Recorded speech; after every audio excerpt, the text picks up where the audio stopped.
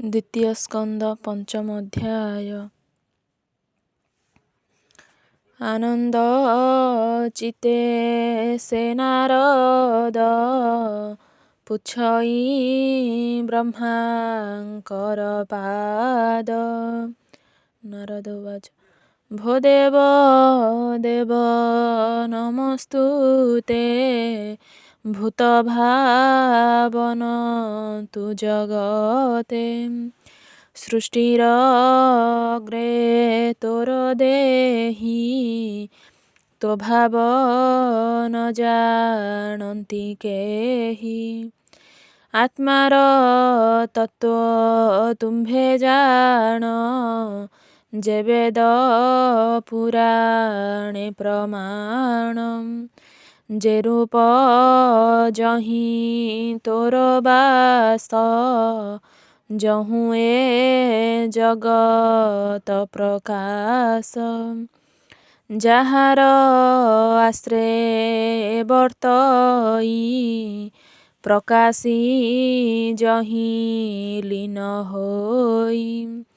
ଭୂତ ଭବିଷ୍ୟ ବର୍ତ୍ତମାନ ତୁମ୍ଭ ଗୋଚରେ ଦିବ୍ୟ ଜ୍ଞାନ। ହସ୍ତେ ଅଁଳା ଫଳ ପ୍ରାୟେ ତୁମ୍ଭ ଗୋଚରେ ଜ୍ଞାନ ରହେ। ଯେଣୁ ତୁମ୍ଭର ଜ୍ଞାନ ସ୍ଫୁରେ ଯେବା ତୁମ୍ଭଙ୍କୁ ହୃଦେ ଧରେ। ଯାହାର ବସ ତୁ ବୋଲାଇ ବର୍ତ୍ତୁ ତୁ ଯାର ଆତ୍ମା ବହି। ଭୂତେ ସଞ୍ଚରି ଭୂତ କରୁ ଯାହାର ମାୟାରେ ବିହରୁ। ଏ ଭୂତ ଗଣଙ୍କୁ ଯେ ପାଳେ ଅପରା ଭବି ଆତ୍ମା ତୁଲେ। ଆତ୍ମାର ଶକ୍ତି ବଳେ ଭାବି ଅକ୍ଲେଶେ ଯଥା ଉର୍ଣ୍ଣ ନାଭି।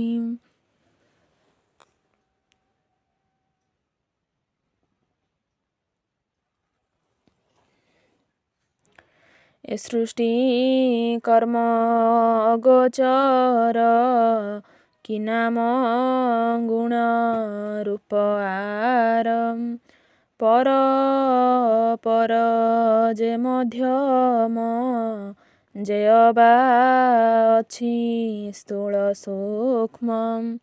ଜାଣେ ମୁଁ ନାହିଁ ତୋ ବାହାରେ ଅନ୍ୟ ବା କେ ଅଛି ସଂସାରେ। ତୁମ୍ଭେ ଯେ ଘୋର ତପ କର ଆତ୍ମା ସମାଧି ବଳେ ଧର। ତେଣୁ ମୋହିତ ମୋର ମନ ତୁମ୍ଭ ଉପରେ କେବା ଅନ୍ୟ। ଏ ମାୟା ସୃଜିଲା କେ ମନ୍ତେ ଏଣୁ ସଂଶୟ ମୋର ଚିତେ। ତୁମ୍ଭେ ସଂଶୟ ସର୍ବେଶ୍ୱର ମୋର ସଂଶୟ ଦୂର କର। ଭକତ ଭାବେ ପଚାରଇ ସ୍ୱଭାବେ ପୁତ୍ର ମୁଁ ଅଟଇ। ଯେମନ୍ତେ ମୋର ଚିତ୍ତେ ସ୍ଫୁରେ ଏ ବିଶ୍ୱ ସମାଧି ଗୋଚରେ। ଏଣୁ ନାରଦ ବାକ୍ୟ ଶୁଣି ହରଷେ କହେ ପଦ୍ମଯୋନି। ବ୍ରହ୍ମା ଉବାଚ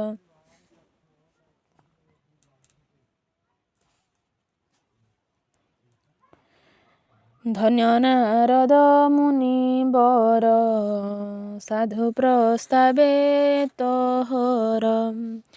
ତୁଜେ ପଚାରୁ ଜନହିତେ ବ୍ରହ୍ମ ଭାଗ ଭାଗବତେ ବିଷ୍ଣୁ ମହିମା ଦରଶନେ ପୁଛିଲୁ ବିନୟ ବଚନେ ତୁ ଯାହା ପଚାରିଲୁ ମୋତେ ମିଥ୍ୟାନୁ ହୋଇ ଉଚିତେ ଯେଣୁ ଈଶ୍ୱର ପ୍ରାୟ ହୋଇ ଏ ସୃଷ୍ଟି ମୋହର ଅଟଇ ପରମେଶ୍ୱର ଜ୍ଞାନ ଯେଣୁ ନାହିଁ ତୋହର ଭ୍ରାନ୍ତି ତେଣୁ ବିଷ୍ଣୁର ଆଜ୍ଞା ଘେନି ମାଥେ ବ୍ରହ୍ମାଣ୍ଡ ସୃଜିଲୁ ଯେମନ୍ତେ ଅର୍କ ଅଗ୍ନି ଶଶୀ ଗ୍ରହ ନକ୍ଷତ୍ର ତାରା ରାଶି ତୋ ଆଦି ସନ୍ଥ ଛନ୍ତି ଯେତେ ଯେ ବିଷ୍ଣୁ ମାୟା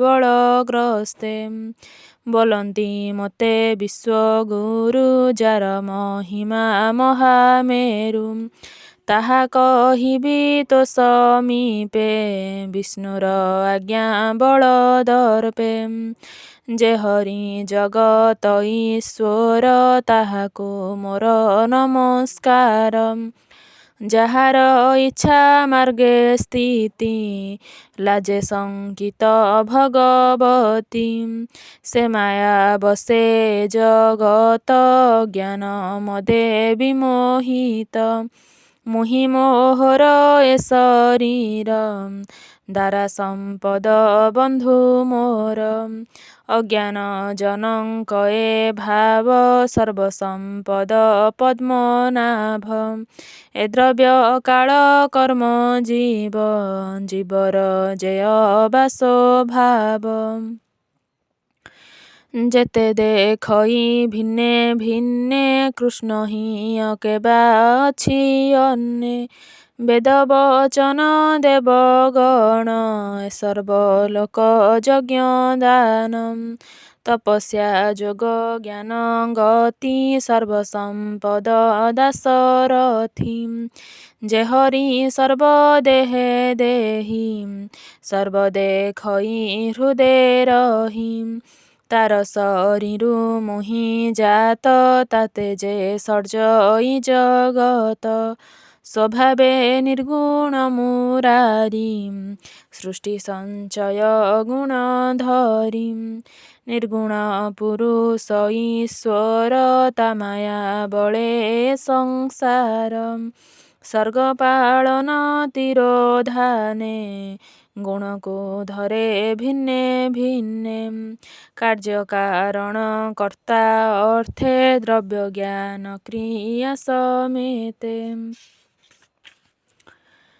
ଗୁଣେ ରହନ୍ତି ଆଶ୍ରେ କରି ନିର୍ଗୁଣ ପୁରୁଷ ଆବୋରି ଏ ତିନି ଗୁଣ ଲିଙ୍ଗ ଗତେ ମଧ୍ୟେ ବର୍ତ୍ତଇ ଅଲିଖିତେ ମୋ ଆଦି ସର୍ବଜନଙ୍କର ଆତ୍ମା ସ୍ୱରୂପ ସେ ଈଶ୍ୱର ମାୟା ଈଶ୍ୱର ମାୟା ବଳେ ସର୍ଜେ ସ୍ୱଭାବ କର୍ମ କାଳେ ଆପଣା ଇଚ୍ଛା ବଳେ କରି ବିବିଧ ଶରୀରକୁ ଧରି ସେ କାଳ ଗୁଣ ବ୍ୟତି କରେ ସୃଜଇ ପାଳଇ ସଂହରେ ତାର ସ୍ୱଭାବ କର୍ମ ଯୋଗେ ମହତ ଉପୁଜିଲାଗେ ମହତ ବିକାରୁତ କ୍ଷଣେ ତ୍ରିଗୁଣ ଲିଙ୍ଗ ଆଚରଣେ ତମ ପ୍ରଧାନ ଅତିରେକେ ସେ ଦ୍ରବ୍ୟ ଜ୍ଞାନ କ୍ରିୟାତ୍ମକେ ସ୍ୱଭାବେ ଶକ୍ତି ମହାଘୋର ତମ ଅଧିକ ଅହଙ୍କାର ସେ ଅହଙ୍କାର ନାମ ହୋଇ ସେ ତିନି ପ୍ରକାର ଭଜଇ ଗୁଣ ପ୍ରକାଶ ତିନି ତିନି ବିକାର ତମ ତେଜ ଘେନି ଯେ ଶକ୍ତି ଦ୍ରବ୍ୟ କ୍ରିୟା ଜ୍ଞାନ ଏ ଭାବେ ଭେଦ ଭିନ୍ନ ଭିନ୍ନ ସେ ଅହଙ୍କାରେ ଭୂତ ଆଦି ତାମସ ଶକ୍ତି ତହିଁ ଭେଦି ଶବଦ ଗୁଣ ମାତ୍ରା ସଞ୍ଚେ ନଭ ପ୍ରକାଶେ ଅନ୍ତରିକ୍ଷେ। ଶବଦ ଗୁଣ ସେ ପ୍ରଧାନ ଦୃଶ୍ୟ ଦର୍ଶକ ଭେଦ ସ୍ଥାନ। ଶବଦ ଗୁଣ ନଭୁ ହୋଇ ଚତୁର୍ଥ ମାତ୍ରା ସଙ୍ଗେ ଲଇ। ନଭ ବିକାରୁ ବାୟୁ ଜାତ ସ୍ପରଶ ଶବ୍ଦ ଗୁଣେ ସ୍ଥିତ। ସ୍ପରଶ ଗୁଣ ତା ପ୍ରବଳ ଯେ ପ୍ରାଣ ସହଜ ବଳ। ପବନ ବିକାରୁତ କ୍ଷଣେ ସ୍ୱଭାବ କାଳ କର୍ମ ଗୁଣେ। ସ୍ପରଶ ଗୁଣ ତହିଁ ଥାଇ ତୃତୀୟ ମାତ୍ରା ଭାବ ବହି। ଶବଦ ସ୍ପର୍ଶ ରୂପ ତାର ପ୍ରଚଣ୍ଡ ତେଜ ମହାଘୋର। ତେଜ ବିକାରୁ ସେ ଉଦକ ଯାର ସ୍ୱଭାବ ରସାତ୍ମକ। ଶବ୍ଦ ସ୍ପରଶ ରୂପ ତିନି ଏ ତିନି ରସ ସଙ୍ଗେ ଘେନି। ଆପ ବିକାରୁ ମହି ଜାତ ସେ ପଞ୍ଚ ମାତ୍ରା ଗୁଣେ ଯୂଥ। ସତ୍ୱ ବିକାର ତହୁଁ ମନ ଯେ ରୂପେ ପ୍ରକାଶେ ଗଗନ। ମନର ସଙ୍ଗେ ଦେବ ବଳ ଦଶ ଇନ୍ଦ୍ରିୟ ରକ୍ଷପାଳ। ଦିଗ ବା ତାର୍କ ଜଳପତି ଅଶ୍ୱିନୀ ବହ୍ନି ସୁରପତି। ଉପେନ୍ଦ୍ର ମିତ୍ର ପ୍ରଜାପତି ରୂପେ ଦଶ ଉତପତି। ତୈଜସ ବିକାରୁତ କ୍ଷଣେ ଜନ୍ମିଲେ ଦଶ ଇନ୍ଦ୍ରୀ ଗଣେ। ଯେ ଜ୍ଞାନ କ୍ରିୟା ବୁଦ୍ଧି ପ୍ରାଣ ତୈଜସ ଶକ୍ତି ଏ ପ୍ରମାଣ। ଶ୍ରୁତି ଯୁଗଳ ଚର୍ମ ଘ୍ରାଣ ନୟନ ଜିହ୍ୱା ପଞ୍ଚ ଜ୍ଞାନ। ବଚନ ପାଣି ଅଙ୍ଘ୍ରି ବେନି ଉପସ୍ଥ ମୂଳାଧାର ଘେନି। ଏ କର୍ମ ଇନ୍ଦ୍ରିୟ ପ୍ରକାର ଦଶ ଦେବଙ୍କ ଅଧିକାର। ଭୂତ ଇନ୍ଦ୍ରିୟ ଗଣ ମନ ମହତ ଆଦି ତିନି ଗୁଣ। ଯେଣୁ ନୋହିଲେ ଏକ ମନ ଏ ତେଣୁ ନ ପାଇଲେ ସ୍ଥାନ। ବ୍ରହ୍ମାଣ୍ଡ ହେତୁ ଏ ପ୍ରତ୍ୟକ୍ଷ ସୂକ୍ଷ୍ମେ ରହିଲେ ଅନ୍ତରିକ୍ଷ। ସ୍ଥାନ ନ ପାଇ ଅନ୍ୟ ଅନ୍ୟେ ସ୍ଥକିତେ ରହିଲେ ଗଗନେ। କେତେହେଁ କାଳେ ଶୂନ୍ୟ ରହି ଶବଦେ ବିଷ୍ଣୁ ଆଜ୍ଞା ପାଇ। ଏ ମହାଭୂତେ ସୂକ୍ଷ୍ମ ଭୂତେ ଘଟିତ ଅନ୍ୟ ଅନ୍ୟ ଯୂଥେ। ସୁବର୍ଣ୍ଣ ଅଣ୍ଡ ଉପୁଜିଲା ତକ୍ଷଣେ ଉଦକେ ପଡ଼ିଲା। ଅନେକ ସହସ୍ର ବରଷେ ସେ ଅଣ୍ଡ ମହାଜଳେ ଭାସେ। ସେ ଅଣ୍ଡ ମଧ୍ୟେ ଜୀବଜାତ କାଳ କର୍ମ ସ୍ୱଭାବେ ସ୍ଥିତ। ଜୀବ ସ୍ୱଭାବେ ଅଚେତନ ଚେତନା ଦେଲେ ଭଗବାନ। ସେ ସର୍ବଗୁଣ ସର୍ବସିଦ୍ଧି କେତେହେଁ କାଳେ ଅଣ୍ଡ ଭେଦି। ପୁରୁଷେ ହୋଇଲା ବାହାର ଏବେ ହୋ ଶୁଣ ମୁନିବର। ସହସ୍ର ଉରୁ ଅଙ୍ଘ୍ରି ବକ୍ଷ ସହସ୍ର ନୟନ ପ୍ରତ୍ୟକ୍ଷ। ସହସ୍ରେ ଶିର ସହସ୍ର ଭୁଜ ଆନନ ଅପ୍ରମିତ ତେଜ। ତାହାର ଦେହ ଶୂନ୍ୟେ ଦେଖି ଲୋକର ସ୍ଥିତି ଉପଲକ୍ଷି। ଦ୍ୱିସପ୍ତ ଲୋକ ତାର ଅଙ୍ଗେ କଳ୍ପିତ ଅଧ ଊର୍ଦ୍ଧ୍ୱ ଭାଗେ। ମୁଖ କଳ୍ପିତ ବ୍ରହ୍ମକୁଳ କ୍ଷତ୍ରିୟ ଜାତ ବାହୁ ମୂଳ।